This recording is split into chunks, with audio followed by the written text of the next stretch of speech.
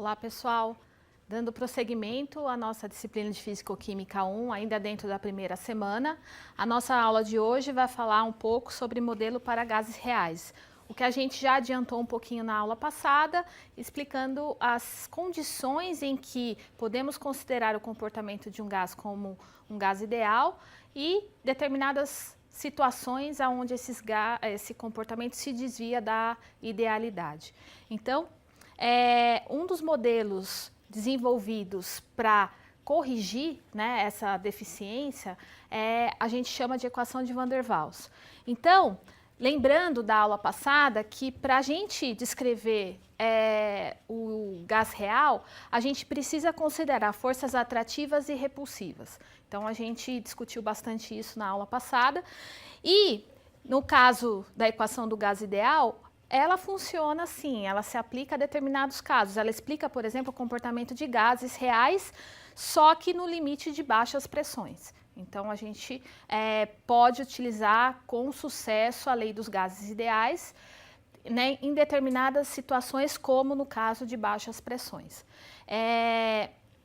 A equação, né, de Van der Waals ou outras equações, outros modelos que vieram para corrigir e melhorar modelos de gases, na verdade, eles se aplicam a um maior número de casos. Então, em geral, em ciência, funciona dessa maneira. A gente tem uma lei que explica um determinado número de situações. A partir do momento que aquela lei, que aquela descrição matemática não funciona para alguns casos, se buscam alternativas matematicamente para explicar aquele fenômeno. Então, no caso da lei do gás ideal, onde a gente tem PV e NRT, ela funciona no limite em que o comportamento ideal é exibido pelo gás. Então, ela funciona assim, independente dos outros modelos que existem.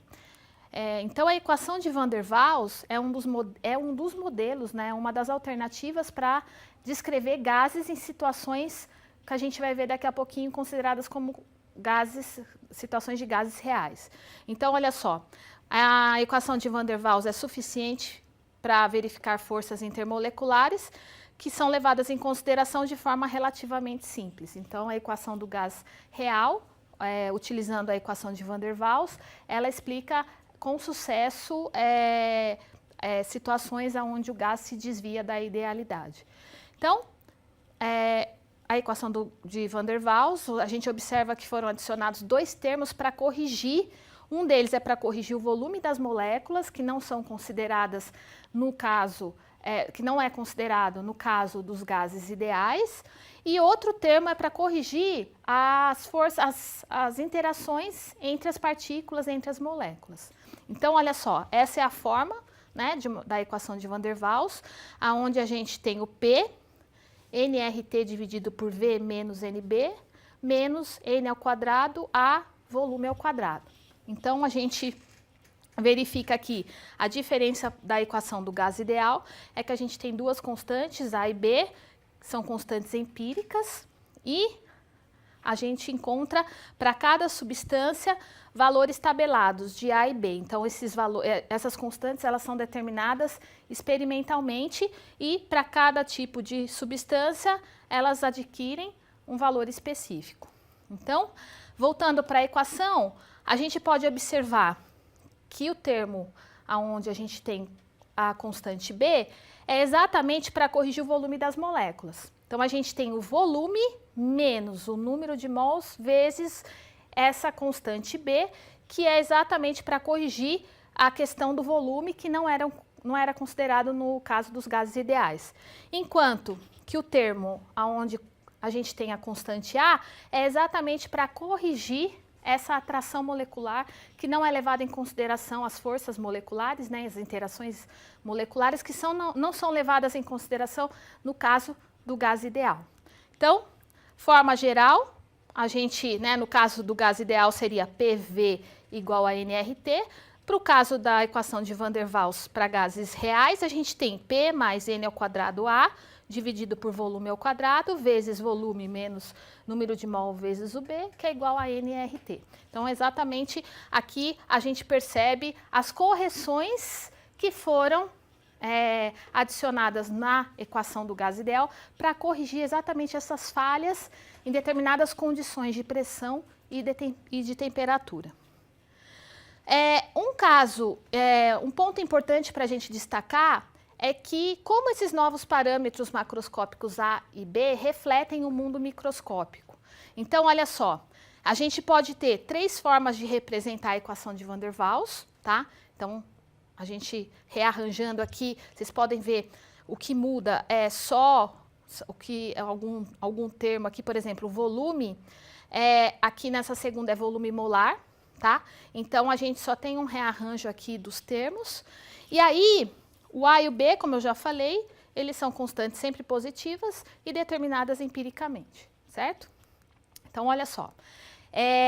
Vamos interpretar, então, agora o que está por trás da constante B e da constante A dentro da equação de Van der Waals. Então, olha só. Verificou-se que existia uma falta de um limite para o volume ocupado quando a temperatura tendia a zero. Então, isso foi uma falha observada depois de muita observação ao se aplicar a equação do gás ideal.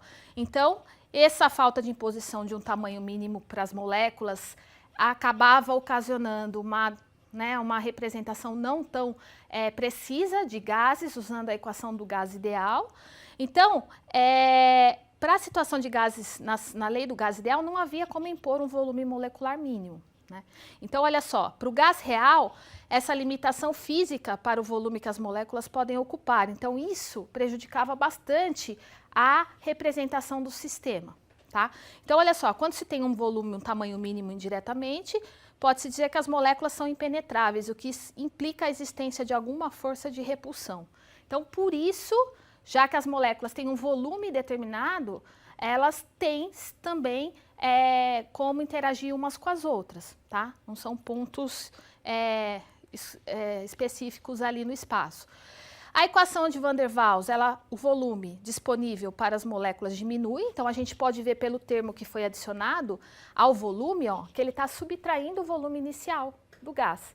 Então, isso já indica que o volume diminui devido ao volume, né, do sistema, devido a essas características das partículas, das moléculas do gás. O parâmetro B também reflete forças de repulsão, tá? E ele está relacionado ao volume molar do líquido sólido em que o gás se transforma quando diminui-se a temperatura. Então, quando a gente diminui a temperatura e o gás passa para o estado líquido ou sólido, então esse fator também está relacionado a esse volume molar do líquido ou do sólido. E aí vamos avaliar de novo com relação ao fator de compressibilidade. Então, olha só, se a gente olhar para a equação de Van der Waals somente considerando o fator B, esquecendo um pouquinho, ó, a parte onde a gente inclui o fator A, a constante A, então a gente teria essa forma aqui, V igual a NB mais nRT dividido por P, pela pressão. E aí, se a gente transforma o volume em volume molar, então a gente vai ter essa forma, B mais RT sobre P, multiplicando tudo por P, RT, a gente vai ter essa forma aqui, que vai ser o P vezes o volume molar dividido por RT, que é igual a P, ao B, constante B, PRT mais 1. E aí, se vocês lembrarem que o coeficiente de compressibilidade, o Z, ele é exatamente o volume molar que o gás ocupa naquela determinada condição, dividido pelo volume que ele ocuparia se ele se comportasse como um gás ideal. E aí, isso tudo é igual a P, V molar dividido por RT. Então, se a gente comparar essas duas equações, a gente pode transformar isso em Z igual a 1 mais BP sobre RT. Então, olhando para essa equação, dá para perceber que o Z, ó, eu tenho 1 mais alguma coisa. Então, o Z vai ser sempre maior do que 1 para qualquer valor de pressão, tá? Então, isso é uma representação de que a gente está descrevendo o gás não como um gás ideal, mas sim como um gás real, já que o Z é maior do que 1, não é próximo a 1. Agora, com relação à constante A, então olha só, o efeito do tamanho não consegue explicar o desvio da idealidade em regiões de baixa pressão. Então, isso indicou que algum outro fator estaria envolvido para explicar esse desvio da idealidade, tá? Então, olha só, experimentalmente, gases com Z menor do que 1 em regiões de pressão relativamente baixa são aqueles que têm maior facilidade de se liquefazer, tá? Isso é uma verificação. Então, todos aqueles que têm facilidade de se liquefazer possuem Z menor do que 1. Se o Z é menor do que 1, lembrando da definição, a gente pode dizer que o volume que ele ocupa, né, naquela condição, é menor do que o volume que ele ocuparia se ele fosse ideal, já que o Z é menor do que 1. Então, olha só, maior tendência à liquefação, forças atrativas estão agindo nessa condição que a gente acabou de descrever. Então, ó, constante A, as forças agem no sentido de puxar as moléculas para si, né? Então, elas estão ali se movimentando, colidindo umas com as outras. E macroscopicamente, ó, diminui-se a força média com que as moléculas atingem as paredes do recipiente, resultando em diminuição da pressão. Então, se eu diminuo a força com que as moléculas atingem a parede do recipiente, do frasco, o que eu estou fazendo? Estou diminuindo a pressão, tá? E aí, se eu estou diminuindo, ó, a força de atração é proporcional ao quadrado da concentração molar. E aí, já que as forças atrativas diminuem com a pressão, esse termo deve ser subtraído diretamente da pressão. Então, o A acabou entrando no termo da pressão exatamente por todos esses fatores que a gente discutiu agora, tá? Então, o segundo termo da equação de Van der Waals ficou A dividido por volume molar ao quadrado. E aí, disso tudo, da equação de Van der Waals, a gente consegue graficar, né, o que a gente chamou de isotermas, que a gente viu em algumas aulas anteriores. Então, isotermas previstas pelo modelo de Van der Waals, assim como superfícies de estado e isotermas previstas pelo modelo do gás ideal, a gente pode, por essas figuras, observar. Da aula de gases, a gente mostrou esse gráfico aqui, essa superfície de estados, onde a gente pode ver isso para o gás ideal. Então, lembram que toda vez que algum gás em determinada pressão, volume e temperatura cair dentro dessa superfície, a gente considera como um gás ideal. Essa daqui já é uma superfície de estados obtida a partir da equação de Van der Waals. Então, a gente vê alguns desvios, né, consideráveis comparados com o gás ideal. Aqui é uma isoterma experimental, onde a gente vê alguns comportamentos bastante anômalos. Então, da onde a gente consegue verificar que a equação de Van der Waals consegue corrigir significativamente essas deficiências que a equação do gás ideal não conseguia descrever, tá? E aí, olha só, além disso, apesar de tudo isso, né, da equação de Van der Waals, aí ela padece de algumas deficiências. Então, o melhor modelo do gás ideal, melhora o modelo do gás ideal, mas tem uma deficiência em isotermas de Van der Waals, ou seja, existem algumas oscilações na isoterma que não fazem sentido físico, como aumentos de temperatura podem levar a aumentos de volume. Então, essa é uma das deficiências da equação de Van der Waals.